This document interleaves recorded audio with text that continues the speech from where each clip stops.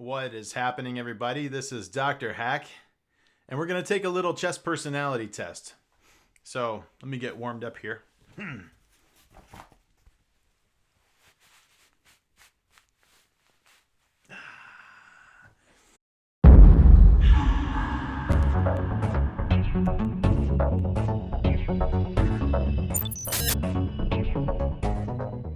Yeah. All right, so chess. So I guess what I've heard about this and what I read on the previous page before I pushed a button that I couldn't seem to go back from was that I'm supposed to answer 20 questions, and at the end of the 20 questions, it's going to tell me something about me, about my chess personality, whatever that means. Let's get going. Okay. Which side would you rather play in the following position? Black to move. So what I see here in this position, just at a first glance, right, is I see that white has kind of this this attack going down the E file. And you can't see the letters, but that's okay. They're still there. And so white seems to have the better position because black can't castle. And so black's king will be displaced for the rest of the game. If he castles, he'll lose a bishop. And I think it looks like that may be true for a good long time here. And if this knight, for example, next to the queen, the knight at d7, if it ever moves, we'll be able to mess up his kingside pawns, and then he won't ever want to castle, right? Just bishop takes knight, and the other bishop is pinned. So that's a huh. So I believe white's position must be better, but black has the move. So would I rather have the move and the attack? Would I rather have the initiative? Or would I rather have the better position? I think I'd rather be attacking. I think I'd rather be black. I don't know how much time I'm supposed to spend on these either, so I'm just going to do as much as I feel is right. When you play in tournaments, that's been a while, do you usually score with consistent results, or do you often perform on the extremes, really well or really poorly? Now, I can recall very poor performances and very good performances, but for the most part, I'm pretty consistent. So we'll do the first one. Which best describes how you think about this position in the Sveshnikov Sicilian? I play the Sveshnikov as black quite often. I really like it. Black has given up a critically important square d5.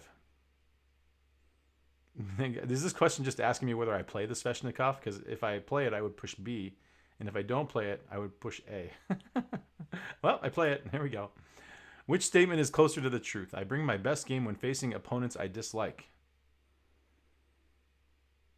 Now let's get something straight here. I like everybody, but it's all business at the board, and we can be friends again after, right? Neither of these really represent who I am as a player. I am all business at the board, and I am a friend after.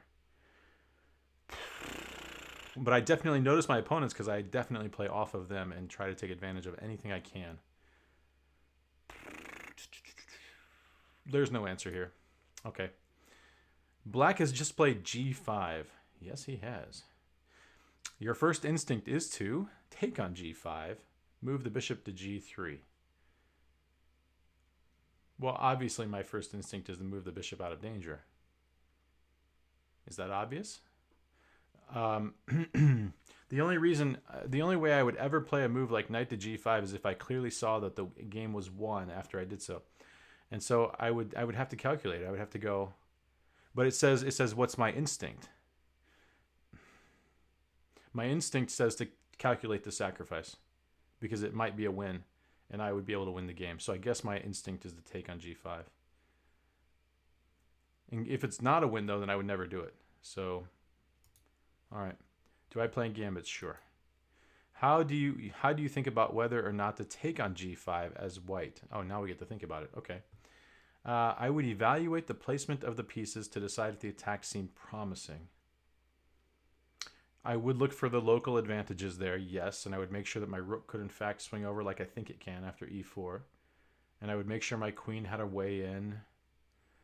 I would do all that, sure. I would calculate several variations to decide if white's attack is strong enough. No, I play intuitively. I would do the first one. I think I would make sure that black doesn't have enough. Like this knight to h7 move is generally the best defensive idea. I would make sure that doesn't kill me. But after I was sure, then yeah, I think I would evaluate this one. I think I would do it intuitively. Under serious time pressure, am I more likely to miss a tactic or move pieces aimlessly? That's definitely the second one. I have been known to do that. Yep. Mm-hmm. Which of these ideas do you prefer for white? White should trade bishops and put a strong knight to d4, which will prevent any counterplay from black because the knight can't be kicked by rooks, can't be removed by anything, and it's going to be guarding the rook's placement. Okay. Which prevent any counterplay from black doubling rooks on the c5 by defending c2. Yeah, it does that. Okay, pretty good. White should push d4, temporarily misplacing black's dark square bishop, and then start the attack on the king side with f5 and f6 when the king sits alone. However, the king does not sit alone because the knight can defend from f8 and the queen can defend from here. So these two are both covered. I would say that this attack will not be very easy to make work, and therefore I would love the positional edge. Thank you very much. This is the first time I've picked up. Isn't that the first time I picked a position that was not just going for the jugular, like trying to attack and kill? That was actually the first one that I think intuitively the defense was easier than the attack. Maybe that's what it was. You start out the game with 1 d4. Well, sometimes I do, sure. Would you rather your opponent play 1 d5 or 1 f5? Well, 1 f5 is worse. So, of course I want him to be worse. Let's go. You have been ahead a pawn for most of the game, but after a tough resistance from your opponent, you only have 5 minutes left. That's an eternity. Should you play on or offer your opponent a draw? With 5 minutes left in a tournament where there's an increment and an extra pawn? Let's play on. This is definitely because it looks tricky, but he can't move his pawn, and my king is infiltrating. This looks very nice. Definitely we're going to play for this win. Which statement comes closest to my feelings? It's always a joy to be paired with somebody you've crushed in the past. I feel like I have not played enough tournaments to even play the same person twice. I don't think I've ever in my entire tournament history. That's not true. Because I went to that little mini Swiss a few times and I played the same guy. I played one guy twice, the same guy. And the first time I won, and the second time we just agreed to an early draw. Because I had won the tournament already. It's always a joy to be paired with somebody I've crushed? Well, I do like playing him. The odds of winning are slightly higher against an opponent one has previously beaten. He did say he was afraid of playing me, so perhaps I did have better odds of winning had I played the game. But I didn't play the game. I just agreed to a draw and drove home because it was an hour drive. Okay, we'll take that one. And with plenty of time on your clock, what would you do in this position? Oh, what would I do before I read the answers? Let's figure this one out. So the knight's under attack. It's got to move. You're either taking the bishop or you're moving back to c3. So the question is, knight better than bishop? Oh, better endgame. Rook gets here. Rook slides over, doubled up. Can you win that endgame? It's a meh. Can I win the endgame if I keep the knight? It's also a meh. More likely to win if the bishop's off, I suppose. I would take the bishop. Okay, trade on e6 and play rook to d7 because the endgame is good for white. Redirect the knight to c3 because, yeah, sure. Invest some serious time calculating whether knight takes e6 achieves anything concrete. Well, I mean, obviously, this test maybe is taking something for granted. And that is, if I'm going to play this move on this game, I am absolutely going to spend a significant amount of time calculating knight takes bishop. Because if I can find a way that it just wins, then it just wins. And if it doesn't just win, then I'm going to retain the piece. But I'm just looking at these two moves. So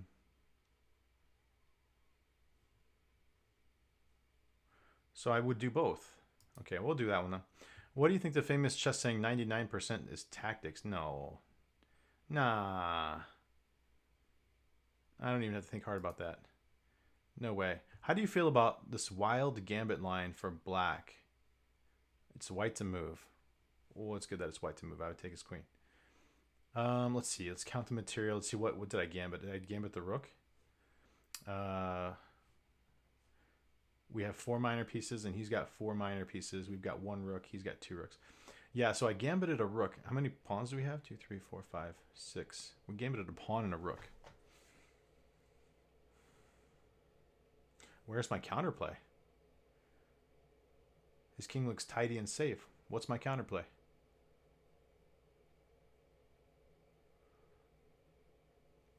I mean, I have something here, I suppose. But that's just trading the rooks then. He's gonna move his queen, right? Okay, let's just real quick, because I've never seen this gambit before. I have no idea what this is from or anything.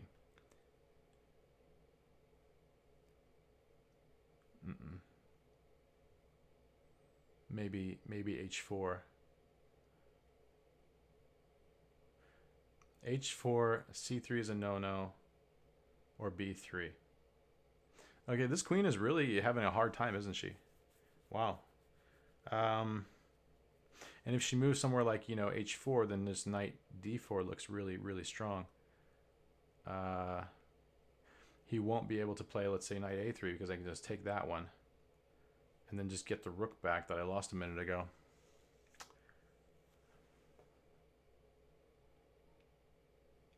I would try this once. I mean, I had never tried it before. This will definitely mess with my opponent. Okay. After losing a game, have you ever broken something or yelled out loud? That's a funny story. So in my very first chess tournament of my career, I was in college, right? And I went to Indianapolis to play in a chess tournament in this old mall that's since closed. And the first opponent I got was like a bodybuilder. He must have been like, he's this massive dude, and he was getting a massage while I was playing him. I was like, dude, that's not cool. But it was very intimidating. So I mean, whatever he was doing, it was working. And that's not the game. No, because I won that one. Yeah, because then the very next guy I played was like a 1700. And of course, as a brand new player, that's very intimidating. And he did beat me, and I thought I was playing very well until he just surprised me with a checkmate. And I did, in fact, exclaim no very loudly out loud, which I did not realize at the time was a very bad manners for a tournament, because it was my first one. I didn't know. So yes, I have to say yes. One time I did. And there's been lots of fist pumping and gestures when I won a game, but never any noise after that. Why to play in castle? Which way do you castle? White's position is stronger, so you castle kingside. Easy. This is a. Let me just make sure. This is a. So the difference is, right, if we castle queenside, it's going to be an opposite side castling situation, but the pawns are symmetrical. So let's just play symmetry and let's grind him down. Ooh. That's why this is a chess personality test, isn't it? Because if you go queenside, then you're not going to grind him down. You're going to try to win now. Which one would I prefer, really? Going to try to win with some kind of pawn storm, right? h3, g4, g5, h5, h6, that kind of stuff.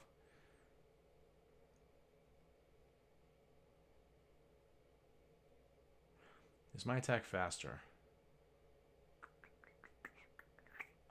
Not if he takes my knight, it's not, because that saves enough time. But if I were to play h3 and he were to move back, I think I would win. It's just 2 extra turns. I want to go queenside, but it's so easy to play kingside. You never lose. You just get a draw every time, and you sometimes win. What do I do? I'll go queenside. We want to win. Which is closer to the truth? I get excited or nervous before a game. That can be true, but I usually get rid of the butterflies before I start. I don't worry about prizes, money, titles, or honor while playing. I just play my game. Yeah, it's all business during the game. If I find myself thinking about something else other than the game, I actually bring myself back to the game and forget about it. So I can push this pretty easily. How would I come up with a plan in this position for white? Let's see. How would I do it without reading the choices yet? I would decide, probably based on piece activity here, how do I make my pieces the strongest with a rook coming through the middle and a bishop coming through this diagonal? I really want things to open up along this diagonal. I would think about, where this knight belongs and how to bring the bishop to g5 to make it better. What else would I think about? I would think about whether or not I can get away with playing queenside, or whether I have to go kingside, or whether I just go right through the middle. Yeah, I would be doing that. Okay. I would consider the strengths and weaknesses of black's position and decide where my pieces feel best. That's what I just did, huh? Okay. I would calculate some lines for white to see how strong the various possibilities are. Well, I would do that too. That's the thing. After I decided, see, my process would go like this. I would consider where my strongest places are. I'd pick out some moves that do something there, and then I'd calculate those moves that I picked out. I'm going to go with A, though, because it seems like that's what I was doing just there. Which is harder for me to do? Identify advantages in building a plan? Nope. That's pretty easy. Trade a good position for a strong attack. Trade a good position for a strong attack. Is that harder for me to do than identifying my advantages? Which is harder? I would say, do I err towards caution? Ooh, that's the question. The last game that I played in a tournament, I sacrificed an exchange on move 20 and then played to move 45 to a draw. I don't think that was trading a position for an attack. I think it must be harder to identify the advantages because I did that in a game pretty automatically.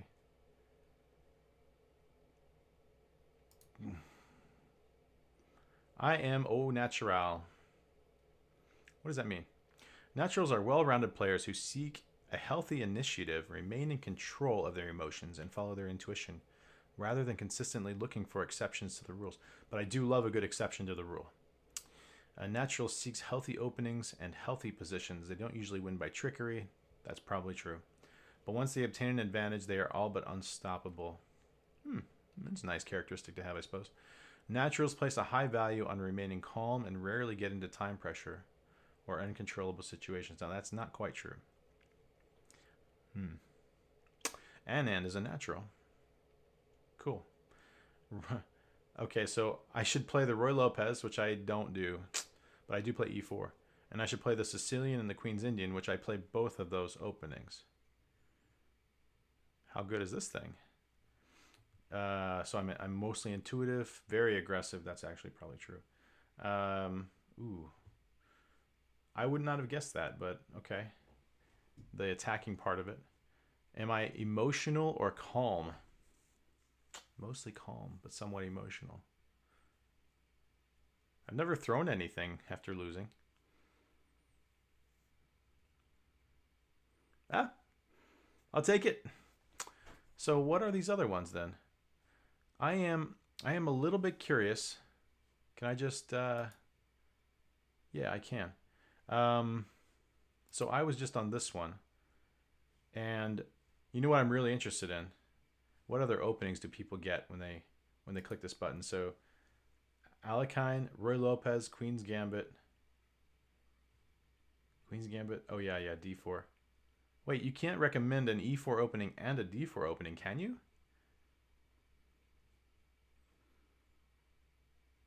That's bizarre. Okay.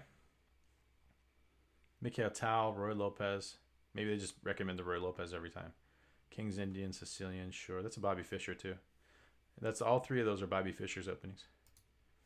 William Steinitz, Vienna game, King's Gambit. Roy Lopez is black, so E4, E5. Classic is black. Classic is white with a little bit of a feisty punch. Karpov is a grinder. The Queen's Gambit, the Caro-Kann. All pawns and no hope, huh? Okay. Genius. Jose Raul Capablanca. Now, I would love to be called a genius, but I think it's a little bit over the top, and I really hope to never be called that. Because then people start gunning for you. White is the Roy Lopez, black is the Roy Lopez, and the Queen's Gambit declined. I could see that. Very, very symmetrical style stuff. Yeah, okay. Yeah, what's this one? Kirchnoy. English and French.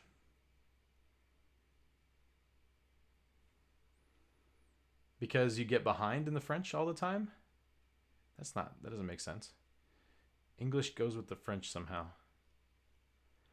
There's not very many ideas in the English. There's not very many ideas in the French. So to be an escape artist, you have to limit your opponent's ideas. No, okay, nah. Kasparov, Roy Lopez, Queen's Gambit. Why can't they recommend the Scotch game? That's what I want to know. Where's the Scotch game? Do any of these have the Scotch game on it? Scotch game. Roy Lopez, 4 knights, ready. English. Roy Lopez. Nimzo Indian, English. Roy Lopez. There is no such thing as a Scotch in here, because I did this one already. This is where I started. I think this test missed the ball here. Got to recommend the Scotch once in a while. It's a good opening. That's all for now. You guys take care.